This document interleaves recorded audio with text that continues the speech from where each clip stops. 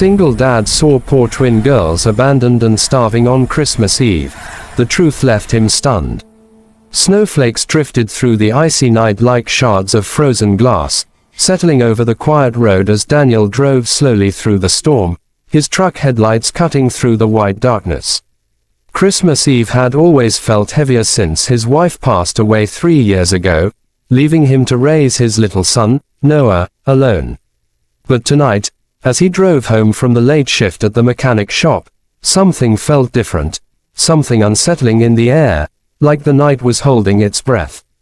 As he turned toward the old pine-lined road near the outskirts of town, his eyes caught someone, standing in the middle of the snowy street. His heart lurched. 2 small figures, barefoot, wearing thin pale blue nightgowns that fluttered in the cold wind. And they were holding hands. Daniel slammed the brakes, his truck skidding slightly on the ice. His breath caught in his throat as the headlights revealed the full sight. Twin girls, no older than 6 or 7, with long tangled hair, pale faces, and trembling lips. Their tiny feet were half buried in the snow, and their fragile shoulders shook violently from the brutal cold. He jumped out of the truck instantly. "Hey, sweethearts, what are you doing out here? Where are your parents?" The girls didn't answer. They just stared at him with wide, frightened eyes filled with exhaustion, hunger, and something else, something deeper. The older twin, or maybe she was younger, they looked identical, clutched her sister's hand even tighter. Daniel knelt in front of them, removing his coat and draping it over both their freezing bodies. "You're freezing. You're going to get sick," he said, voice trembling. "Come here, I'm not leaving you alone." Still silent, the girls allowed him to guide them to the truck. The moment he helped them inside, they curled up like frightened kittens, their bodies stiff, as if they didn't know whether to trust him. He turned the heater on full blast. "I'm Daniel," he said softly. "What are your names?" The twins looked at each other. Then one whispered, voice cracked, barely audible. "Lily." The other whispered, "Lucy." He felt something sharp twist in his chest. "When did you last eat?" Daniel asked gently. They didn't answer, but the way Lily's hand instinctively pressed over her empty stomach was enough. Daniel handed them the emergency chocolate bar he kept in the glove compartment. They devoured it so desperately that Daniel had to look away for a moment, because it broke him. No child should ever be that hungry. Not on Christmas Eve. Not ever. As he drove them home, his mind raced. Why were they out here alone? Where were their parents? Had someone left them? Had they run away? Their thin nightgowns, the lack of shoes, the fear in their eyes, none of it made sense. Noah was waiting by the window when they arrived, jumping excitedly until he saw the girls. "Dad, who are they?" "They're staying with us tonight," Daniel answered firmly. "They need help." Noah nodded immediately and ran to get blankets. Unlike adults, children understood pain without needing explanations. Daniel gave the twins warm soup, a hot bath, and thick pajamas that belonged to Noah when he was younger.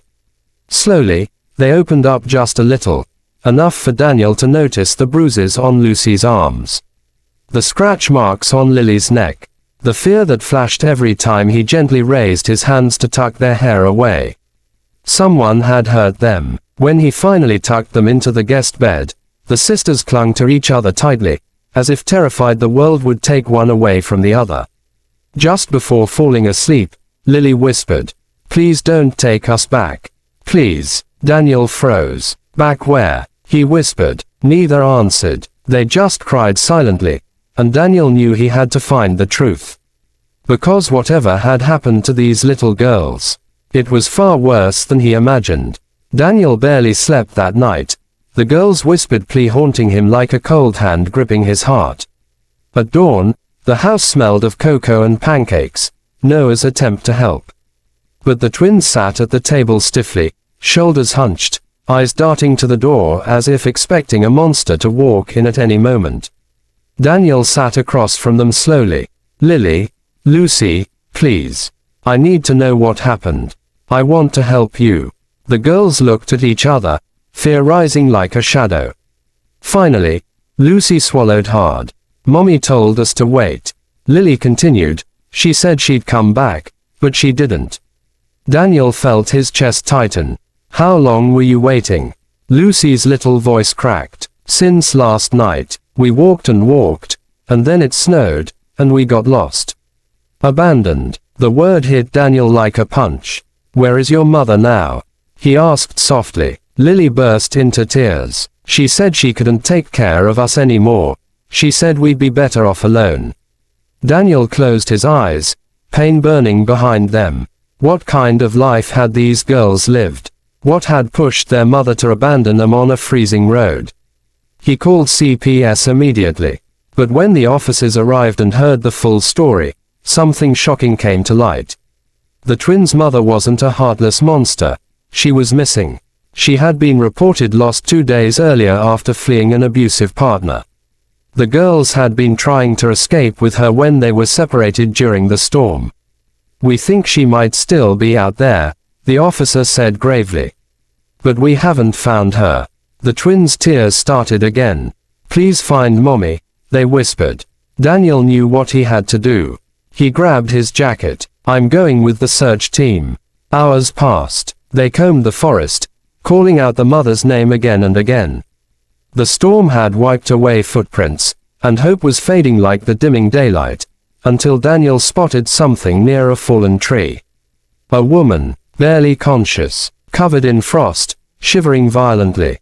We found her, Daniel yelled. The relief that washed through him felt like fire thawing ice. The rescue team rushed in, pulling her to safety. When she woke in the hospital and saw her daughters rush into the room crying, "Mommy," the woman broke down completely. I thought I'd lost you forever. I'm so sorry. I tried to protect you. Daniel stepped back, letting the family cling to one another. He felt something wet slide down his cheek, and he didn't bother wiping it away. Later, the mother took Daniel's hands. You saved my girls. You saved me, she whispered. Why, you don't even know us. Daniel looked at the twins, then at her. No child deserves to be alone on Christmas. And no mother should lose hope. The case workers arranged temporary housing and social support for the family. But Lily and Lucy refused to let go of Daniel's hand when it was time to leave. Can we see you again? They asked. Daniel smiled. As long as I'm alive, you'll never be alone again. Noah ran in, hugging him too.